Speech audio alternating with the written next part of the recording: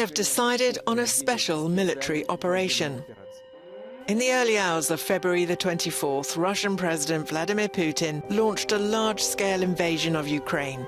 Soon after, explosions were heard in the Ukrainian capital, Kyiv, and other parts of the country.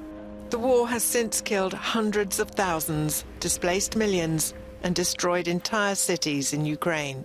Before that escalation, there were weeks of diplomacy, including a French and German visit to Moscow, and Western sanctions failed to deter Putin. He stressed that his demands that NATO's pullback of troops from Eastern Europe and banning Ukraine from ever joining were not met. Russia attempted a blitzkrieg, and the troops entered the country from several directions. The plan was to take Kyiv and to overthrow the Ukrainian government in a week. But Kyiv held firm, and Ukrainian President Volodymyr Zelensky refused a US offer to evacuate, saying that the fight was here and that he needed ammunition and not a ride.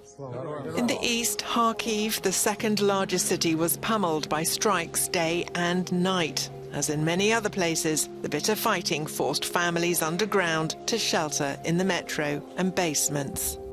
In Irpin, a city on the outskirts of Kyiv, people desperately tried to escape the shelling along a dangerous evacuation route. Many civilians ended up in the crosshairs of war and were forced to flee. Most of them were women and children, as Ukrainian men between 18 and 60 had to stay to fight. According to the United Nations, an estimated 8 million people were internally displaced in Ukraine by the end of May, and more than 7 million Ukrainians crossed the border and were recorded as refugees all across Europe. Poland was one of the main countries of arrival. I lost my home and I lost my normal life. I had job there, but now I need to run away from my country because some crazy person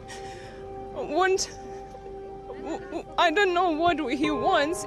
The Russian army had invaded the country from 4 sides, but the Ukrainian troops managed to halt the advance and pushed back. At the end of March, Moscow moved its forces away from Kyiv and the north towards the south and east of Ukraine. During the Russian offensive to seize all of Donbass in early April, a Russian missile strike on a train station in Kramatorsk killed more than 50 civilians.